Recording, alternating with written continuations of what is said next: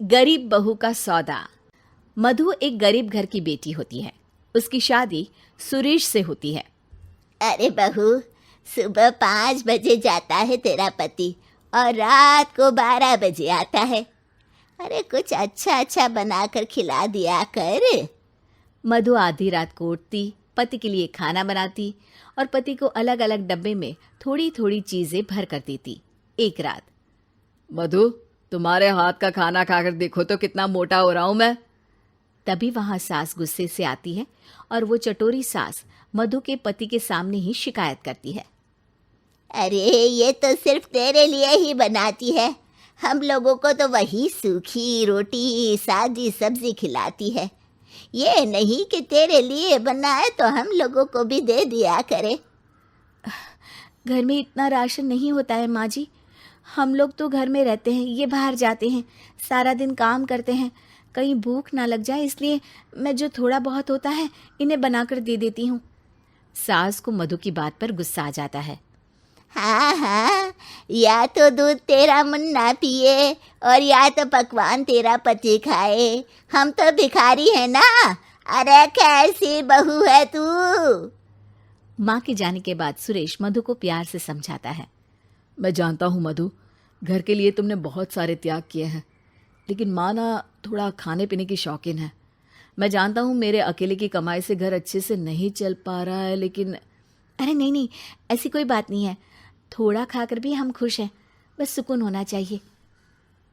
घर जैसे तैसे चल रहा था। मुन्ना बड़ा हो रहा था, लेकिन मधु के घर का हाल और बुरा होता जा रहा था।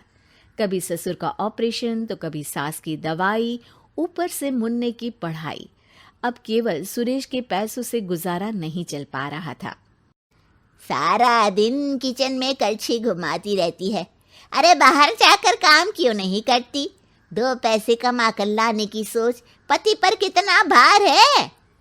मधु को सास की बात समझ में आती है और वो घर में ही सिलाई की छोटी सी मशीन रखकर सिलाई करना शुरू कर देती है। इस बार आपको राशन लाने की जरूरत नहीं है, मैंने सिलाई के पैसों से राशन भर लिया है जी।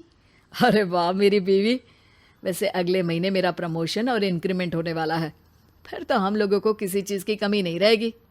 मधु और सुरेश अच्छे से अपना घर चला रहे थे। दोनों मेहनत कर रहे थे, लेकिन एक दिन, सुन मधु, मेरी बहन की बेटी आ रही है बम्बई से। वो आएगी तो कुछ दिन तो रहेगी, काम की तलाश में आ रही है वो। अगले दिन एक मॉडर्न सी लड़की उन लोगों के घर आती है। अरे क्या बात है शिल्पी, तू तो एकदम हीरोइन लग रही है। कहाँ से लाती है इतना पैसा? महंगे पर्स, ज्वेलरी, परफ्यूम। शिल्पी सामने खड़ी मधु को घूर कर देखती है। अरे ये तो सुरेश भैया की वाइफ है ना। कितनी हॉट है ये। अरे काहे की हॉट, दिन भर या तो किचन में रहती है या सिलाई मशीन में खटर पटर करती रहती है। मैंने तो फालतू ही शादी करवा दी बेटे की। अगर शादी ना हुई होती ना तो कम से कम इसके और इसके बेटे के खाने पीने के पैसे तो बच जाते। ऊपर से बोल रही है कि बेटे को स्कूल में डालेगी। अरे उसका खर्चा कहाँ से निकलेगा? अरे मौसी, क्यों परेशान हो रही हो? यही निकाली कि खर्चा। अरे शादी की है, जिम्मेदारी से भाग तो नहीं सकती ना। जी मैं करती हूँ ना सिलाई कढ़ाई, फिर घर का काम भी तो होता है ना। अरे तो कमा कितना लेती होगी? 2000 3000, बस इतने ही ना? हाँ इतने ही। मैं पढ़ी लिखी नहीं हूँ ना। मुझे देखो, दिन भर की 10,000 कमाती हूँ। मैं कौन से कभी स्कूल गई हूँ। अरे वाह, एक दिन के 10,000, ऐसा क्या करती है बेटा? शिल्पी सास के कान में कुछ कहती है, फिर जोर से बोलती है। मेरे इसी काम के लिए कुछ लोगों को जरूरत थी। इस शहर में भी बिजनेस बहुत है। अरे तो ये है ना, हायर कर ले इसे भी, देख ले हट्टी कट्टी है। मधु को सास और शिल्पी की बात समझ में नहीं आती। क्या हो गया है आप लोगों को? क्या बात कर रहे हैं आप? अरे कुछ नहीं, चल अंदर जा और हाँ ससुर जी को भेज दे, बोल माँ जी बुला रही है। फिर क्या, ड्राइंग रूम में बैठकर सारे आपस में बात करते हैं और देर शाम को शिल्पी और सास बहू के पास जाते हैं। सुन मधु, शिल्पी की पहचान का कल एक साहूकार आएगा, तुझे उसके साथ जाना है। वो कुछ घंटों के तुझे 5,000 देगा, और ये बात अगर सुरेश को बताई तो तेरे मुन्ने को बाहर बेचाऊंगी, समझी? फिर लगाती रहना पुलिस के चक्कर। अरे ये क्या बोल रही है माँ जी? नहीं नहीं, मैं ये काम किसी हालत में नहीं करूंगी, चाहे जो भी हो जाए। चाहे जो भी हो जाए? तंग आ गई हूँ इस तरह गरीबों वाली जिंदगी जीकर। तेरे ससुर जी से बात हो गई है, कल जाना है, मतलब जाना है।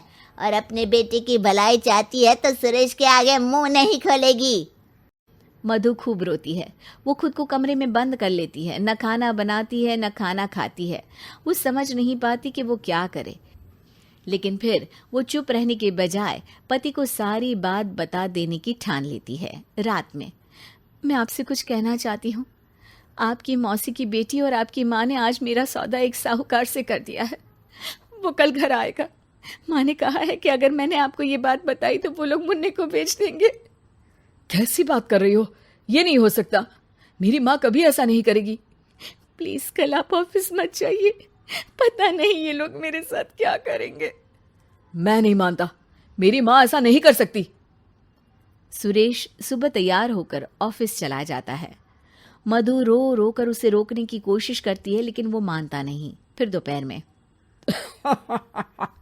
तो आप ही हो शिल्पी? आपसे ही बात हुई थी फोन पर।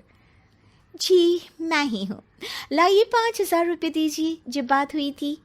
और पहले उसे तो लाइए जिसके लिए मैं ये पैसे आप लोगों को देने वाला हूँ। सास पकड़कर मधु को लेकर आती है। नहीं, छोड़ दीजिए माँ जी, मुझे प्लीज ऐसा मत करिए। चुप रहो, बेटी की भलाई चाहती हो तो इनके साथ चली जाओ, समझी?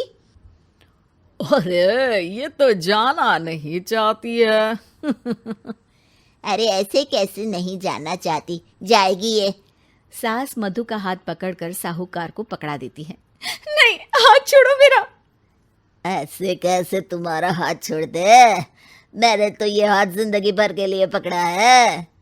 ये बोलकर साहूकार अपनी नकली दाढ़ी और मूछ निकाल देता है। आप? सामने मधु का पति होता है, जिसे देखकर वो रोने लगती है। माँ, मैंने ये नहीं सोचा था कि मेरे बीवी बच्चे मेरे ही घर में सेफ नहीं है। मैं ये मेहनत पूरे परिवार के लिए करता हूँ। मधु और मुन्ना मेरी जिम्मेदारी है, और आपने ये क्या कर दिया माँ आज?